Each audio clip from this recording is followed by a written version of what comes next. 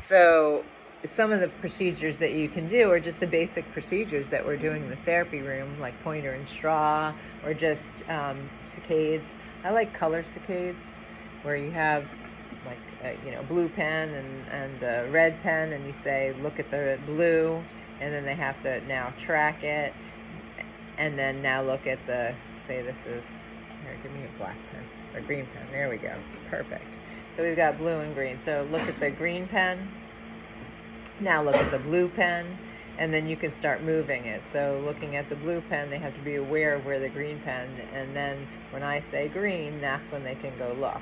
And then now look at the green pen, and then you start moving the blue pen. Now look at blue. So they can only look when you give that command. So you're working on impulsivity control, but you're also working on peripheral awareness, you're working on saccades. So that color jumps is a really great activity. That's what I call it. But it's covering all your bases, but you can do that with prisms. Throw on a pair of plus 53 base right, plus 53 base left, plus 53 base down, and then plus 53 base up, and see if there's a difference. How do they respond? Are they more impulsive, less impulsive? And again, what you're doing is flexibility. It's all about flexibility. You're building flexibility, but you're also building awareness, because you can ask questions like, hey, when you did that, were you more accurate? Were you getting ahead? Did you notice any differences? Was it harder? Was it easier? And then you might see that they're more anticipatory or jumping faster with base right when the object's presented in the left. So again, you're building automaticity in that response to things in the right and left fields on your command. So it's, again, really great activity, but it requires the therapist to be able to keep track of what they're doing. So I like that one. Pointer and straw. So that's just, can you get the pointer to go in the straw? And you can do that in all different positions. And you can do that either with the dissociated up and down prisms. You can do it with base right, base left. You can also do it with base out or base in prism. So remember, base out is going to cause us to localize closer. Well, can they actually make that adaptation? Can they learn to still trust, look at what they're seeing, but then change that pattern and be able to get it wherever you are moving that image? So base in or base out. And then varying the amounts. So you can use higher amounts, lower amounts, and see if that visual system can respond quickly. As I said, I've done this with athletes where they can get it, right after. If they miss out here, the next one they're right in here. And then there's other patients where, it might take 10, 20 times before they have the response to those prisms. Again, it gives you information about that visual processing and how tuned it in the patient is, but by changing the channel, if you will, by changing that input and using the prisms, you're now creating a greater awareness in that system. Deb, our OT, can appreciate that, because if you're familiar with some of the OT activities, they do a brushing program. That's stimulating, or joint compression, that's stimulating that proprioceptive system. We're doing the same thing with a therapy prescription or with lenses and prisms in the therapy room. We're actually stimulating that visual system so that channel is woken up, if you will. So think about it from that standpoint. You can pick any activity. You can do heart chart saccades with prisms on. You can do mazes, word searches, puzzles, whatever you're doing, you can actually have them do it with the prisms. And I've done that too, where we've done plus 53 base right and left. You can also do it with patch. So, maybe early on in therapy, there's a big asymmetry between the right and left glasses, right and left eyes. So you can actually take a pair of plus 50 base right and left and put a tape patch on for like a minute or two, and then a tape patch on for a minute or two. So really what you're effectively giving them is base in and base out monocularly. And then looking for performance changes. and you may see some performance changes with one or the other. Again, my feeling is it's an exploration. We're just seeing what does the person do with that lens or prism, and can they have an improvement in performance over time. So remember, we're always going to remove that prism. When we take the prism off, it should be so easy. That localization should be right on. The maze that they're doing, it should be much easier when you take the prisms off. I haven't given glasses, but if I do, or when I do now, as of tomorrow, I can send both pairs home because they have to undo it. Yes, you can, but just be careful to only send if we have another set. Right. So, not every office has multiple sets, but we do have multiple sets. Or the other option is to just tell them that they can buy them. You know, so I've had patients do that. No, we make new ones up. So some of my brain injured patients that might have a field loss, I might order a pair of Plano 3 base right and or 3 base left if I want to build flexibility. So I've done that, and that's why we have the therapy. We just have therapy glasses. They're more inexpensive frames. It's like a package deal. It's like $100 for a pair of glasses. So low plus, and then high prism to start. Typically, but we also might need to start lower if the prism is too disruptive. So again, you have to watch the performance in the therapy room first before you send anything home. And I probably used to send things home more. I've done so less, partially because I found that they ended up not in the patient's hands, but in their therapist's hands. And then I found out the therapist was using them with other patients. So I would be very careful about sending prisms home unless you are clear about what the usage is and that you tell them to bring them back. When you disrupt the system, do you want it to rectify it, or you just want them to be aware, like you said, the awareness portion of it, and bring attention to that? Well, you don't want to leave them disrupted leaving your office. Okay. So we Would you train them right away back into what they do, or just get them aware initially until they get used to that idea that they're disrupted and they're aware? Yes, I would want them to just be aware of the disruption. It's been rare, but there have been cases where the patient was really disrupted. So you have to be really careful with that TBI population. If you're using some prisms, I mean, sometimes I have had patients throw up. I've had patients have to run to the bathroom. I've had patients get so nauseous that they can't continue the therapy that day or subsequent days. So, again, use your judgment with who you're working with. So if they're a very sensitive population, you want to go very, very gently with prisms. But that's a good question. All right, so let's just talk about a few other procedures. Not so much prisms, but lenses. So we're going to use lenses a lot for accommodation. So flippers we use regularly, mental minus, using a higher minus lens to look at what's their response. So we might grab a minus lens, and we put the lenses away, but we'd grab a minus lens and then say have them look at the water bottle, and do they notice any change? Does it look bigger, smaller, closer, further? So you're really going to be asking lots of questions about what are you noticing when you look at that target. And then you want to notice any asymmetries. Does it look the same with the left eye, or now with the left eye it looks bigger? So again, it's an exploration to be aware of the kinds of changes that a lens makes. And we mentioned silo and soli.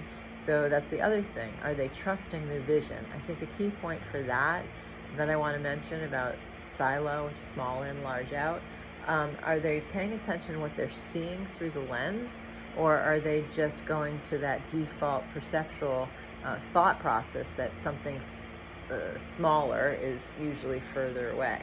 So lenses give you the opportunity for them to learn how to trust their vision. So when I'm doing, say, the Marsden ball with a minus lens, that's really where I'm taking them, is to be aware of what's happening with that lens in place. So what are they noticing? What are they seeing? Not what they know, but what are they actually seeing? And you'd be surprised. I mean, people really aren't tuned in to what they're seeing. So I like to talk about that, but I also like them to actually have to localize. So I'll tell them, does the image look closer or further? What else I might start with, what else do you notice about it? Is this monocular? You could do it both ways. You could do it monocular, and I would probably start, in therapy, I would start it as an exploration, just monocularly. What do you notice different, through the lens? And I'll kind of do that split pupil, so where they see the image outside the lens and one inside. If you want to grab some of the lenses and pass like a few around. So you've got one eye covered, and then I'm looking at a target, and I will see two of them, one inside the lens, one outside the lens. So you're going to be looking to see if they can notice any difference. I mean, sometimes they don't notice at all. It looks the same size. Try to explain to them about outside and inside, they still have no idea. Yeah, exactly. So that's somebody that doesn't have an awareness of space, is not aware visually of what's happening. They're using their thought, or not even their thought, their unconscious belief systems about, okay, something smaller is going to be further away, or they're so used to only seeing one, they can't even see the other one. But if you do drop it down, you're getting enough prism in there to be able to go back to a dissociated prism technique. You do it both eyes. You could do it with both eyes open too, but you might want to start monocularly just if they're low awareness.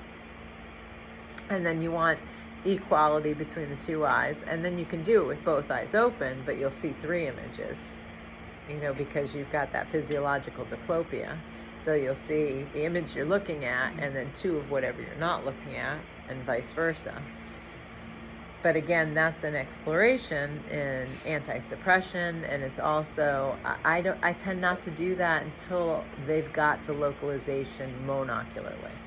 So, monocularly, can they see an image inside? Can they see an image outside? Can they tell that smaller image is closer? And if they say, no, it's further, then I'll actually have them take their pen and see if they can come on in front of it. And that's why I like the ball and the string. When you've got the Marsden ball, there's space behind it, space in front of it. I mean, again, you can do it looking at these water bottles. You'll see that there's space behind it, space in front of it. And can they notice where it is? So I'll have them just come up under it and see if they can line up where it is. Okay. And sometimes they're just so unaware visually. They'll go like this for the ball inside the lens, and then go like that for the ball outside the lens, and they'll still tell you this one's further. And then you have to bring to their attention, really well feel where it is, and then I'll put my hand there. I'll say, okay, this is where you pointed here. Now try and point to the ball outside the lens. And then, I mean, sometimes you have to literally do this and show them, this is where you pointed, that's where it was. So to me, that's a really fabulous tool for exploring vision. What are you actually seeing? We talked a little bit about personality. So certain personalities might have a challenge with that. So they're so fixed mindset. So really you're developing some flexibility in mindset. And you're also developing a trust in how they're seeing. That's another whole thing. I mean, people that tend to be very controlling or fixed mindset, part of it's because their world is not stable visually. They're not sure of where things are. They have to have these constructs. They can't have anything changed in their house. They get upset and I've had staff like that. Oh, let's move this here. No, we can't move that there. I say, okay, then do some vision therapy, and then we'll be good. but that inflexibility stems from that visual world not being stable. So if we can build flexibility in how they're seeing using lenses and prisms, that can actually carry over into their everyday life. They can actually be more relaxed, more comfortable in their environment.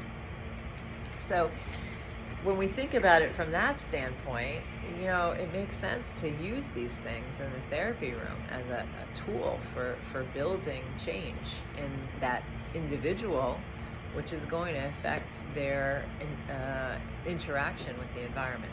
Sometimes the correct with one eye and not the other eye. Like those Yes. that always confuses me. That's a really good question. So when it actually is accurate with one, so you can even get Silo with one eye and Soli with the other. So very often there is some form of aniso. If there's no aniso, then that's how they adapted. So think of it as an adaptation.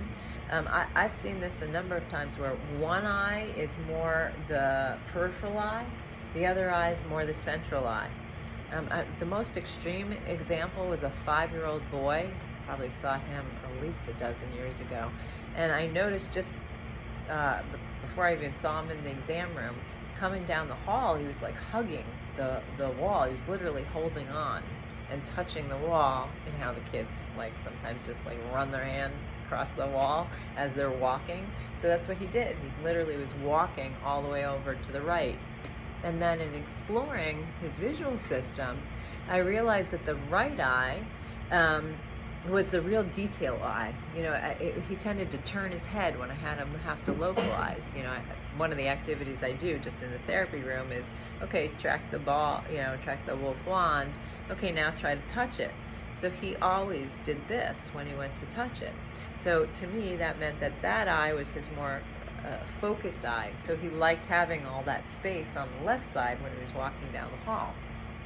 So, and you could actually demonstrate that on a confrontation field issue. So you could see that the field was very narrow on the right side and it was more open on the left. I mean, I've never seen a kid have that big a difference with no difference in refractive error. So really what we did is I just put base right and left prisms on him in therapy.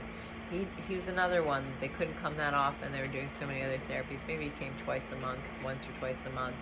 Then really all I did was play with him with yoked prisms. So we would do puzzles or pegs, or I'd have him walking, doing like an obstacle course. So you'd have to go get, a puzzle from here and now bring it over here. It was really just a lot of movement, a lot of eye-hand activities with pretty much every session right, left prism on. And then we did a progress eval probably after 6 or 8 visits, and totally different kid. And I knew it, just watching him walk. He now wasn't hugging the wall. He actually was much more integrated, and the two eyes were working together. So they didn't have to split function anymore. And that was literally just by using prisms, yoked prisms. That was the most dramatic, but I have had other cases like that too, where there's just this weird asymmetry. So we talk about anisometropes, again, not necessarily prescribing that big asymmetry and prescribing where you want them to end up, and then using yoked prisms right and left can really help decrease that aniso. Of course, if they're amblyopic, it makes it a little bit more complicated. So, then you want to get maybe better acuity. And again, my feeling is doing a lot of MFBF really works. That monocular fixation with that amblyopic eye works really well. That kid yesterday, from this week, Gavin, that I was talking about, part of his home therapy was actually doing the AmblyINet. I think that's a good program, a computer program for amblyopia control, which is really an MFBF type activity. What else? Oh, yes, with the mental minus, you can also do the tromboning. So bringing it closer and further. Now you're changing that focus. If anybody's on the listserv, the DocL listserv, they were just talking about lens sorting. that was a big topic. I don't know, maybe a couple of weeks ago. Lens sorting is where you just put random lenses out, and then they actually have to put them in order. And you don't tell them what the order is. You just say, here, we have all these lenses. I need you to sort them out and put them in an order. So, and you try to get different size lenses. So you might have a -4, and actually you just have it from like a plus, I think our set was +4 to -8, something like that. And so, but different sizes, different materials, so they couldn't do it just by looking at the thickness on the side, because that's what they will do if they're all the same. They'll just look at which one's thick. But what you do is you tell them to look through the lens, notice what you see about it, and see if you can come up with some order. And it's so fascinating how they'll come up with an order. I mean, some of them will come up with an order by size, some of them will come up with an order by distortion, and then some of them will get it accurately by the differences. And, you know, they'll say, oh, this was easier, harder. So it's just interesting, but I think that's a really great activity to do. And again, I like the no instruction really, or limited instruction. And I do that without the patch. They just, here's a box, figure it out. Again, we're talking about lenses and prisms, but that's another good one to do with the color and shape attributes block. So I think it's right behind you, Harry. There's a box. And it's, oh no, that's just the shapes. There's one where it has different sizes, different shapes, different colors, and you just tell them to sort. You just give them a handful, and then you have them sort it. So are they sorting it by color? Are they sorting it by side? Are they sorting it by shape? And then you can actually tell them to sort it different ways. So what's their visual style? You know, how are they going about doing an activity like that? And obviously some of the people, and I say people, it's not just kids, really have no sense of organization. I mean, how many kids and adults do we hear have executive function problems? Well, a lot of that stems from visual spatial problem. They have no way to organize their space or understand how to get information from the environment visually. So by doing some of these activities in the vision therapy room, now we're giving them the opportunity to explore things they just never got in their life. So lens sorting is one of my favorite activities to do.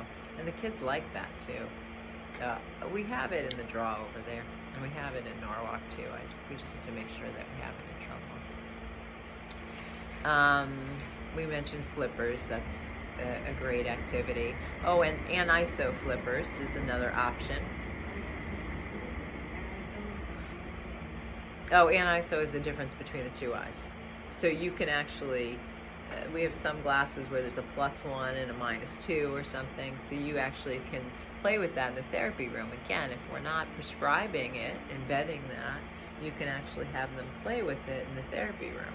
So we can have them do, you know, wear that prescription in the therapy room maybe while they're doing a binocular activity, and then you can also have them do the opposite. So, you know, you can give the higher plus to the less plus eye, and then have them do binocular activity. So what happens when you do that, and you do that, you know, as part of a therapy program, well, that might actually equalize the prescription. Because remember, if we think about the developmental model that we talked about with Getman and Skeffington, well, the aniso developed because there was a binocular problem at near. So now we actually play and build some flexibility in that system and give them opportunities for that binocular system to work together.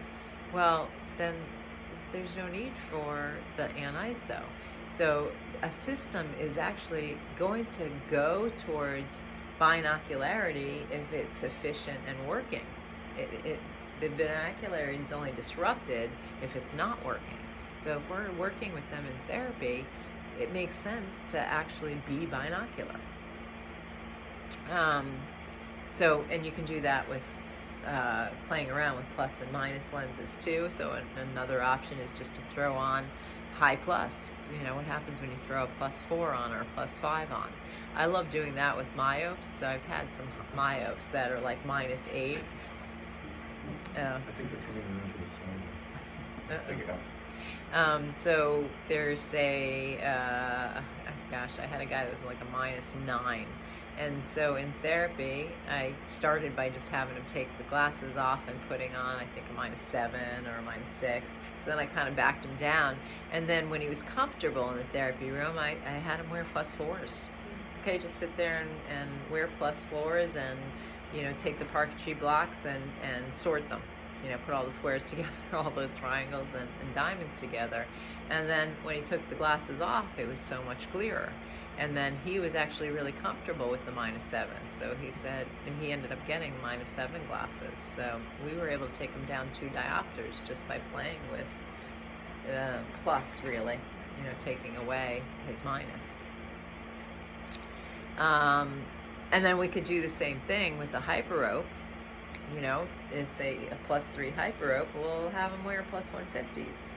Now have them wear +75s. Now take them off.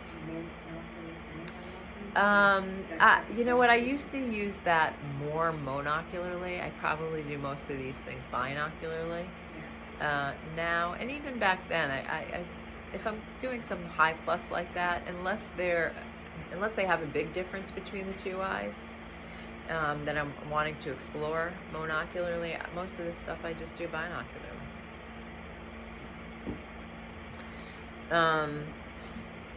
And the ways to begin binocularly is the dissociated. But we can also do base out and base in. We can do prism bars. So don't forget about prism bars. Prism bars are great not just in the exam room, but also in the therapy room, because that's a starting point. You put a prism bar on with a fusion target and then see if they can actually build some flexibility around that point. So, you know, yes, you got like a vectogram, you've got that variable focus, but sometimes they're at 10 esotrope. So then you put the 10 base out in and see if you can slowly decrease that and keep the fusion, or do a lifesaver target and see if you can have the prism going, either horizontal or vertical. So you can have that prism moving while they're doing a task. You can have them do it while you're having them do a visual search with red-green glasses on. You can just randomly do jump ductions with a prism bar. Prism flippers is another one. I use prism flippers in the examination sequence. You saw that. I use the 12 base out, 4 base in. But you can use prism flippers in therapy. So you can have them using 2 base in, 2 base out. I mean, I use those a lot for my more severe binocular cases. So the tropes, I like using the prism flippers once we've got them binocular, but they can be used with anyone. I mean, getting patients to have Vergence flexibility can make a big difference in their lives. Again, that personality piece, you know, a lot of the developmentally delayed kids are very stubborn, they're inflexible, and just using flippers can make a big difference. You know, their behaviors calm down because they're now more able to engage with their environment visually. My daughter would kill me if she heard this story, but she was very stubborn, very difficult, my oldest. So I would actually, when she was like 2 or 3, I would just start chasing her around with flippers. I would just do some flippers with her, and she would literally, it would break. She had the worst tantrums. I mean, they'd last like 45 minutes. My father's like, she's possessed. You need to get an exorcist. I'm like, but we're Jewish. But yeah, she was a tough one. Still is. It's my oldest.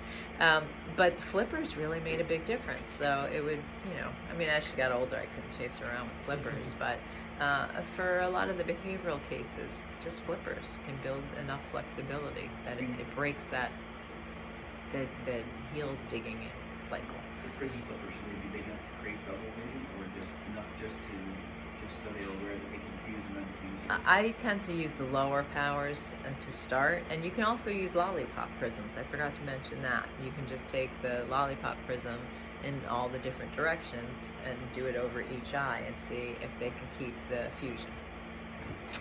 And then, of course, yoked prisms. So we've talked a little bit about that. So yeah, that covers all of them. Just a quick question. So Yeah. when you do your therapy, like your glasses that are during therapy, do you have them grind in the prism? Yes, I always have them ground in. Except in those rare cases that I don't think they're going to show up for follow-up, Right. then I might not grind them in, and then I might just decenter. Because prisms are powerful tools, so So if you're decentering it versus grinding it in, why does that make a difference with your because if you grind it in, it's throughout the whole lens. If you decenter it, it's really just at the optical center. Okay. Yeah. Anyway, I know you have to go, so any last questions? That's great. Well, my question would be, how do I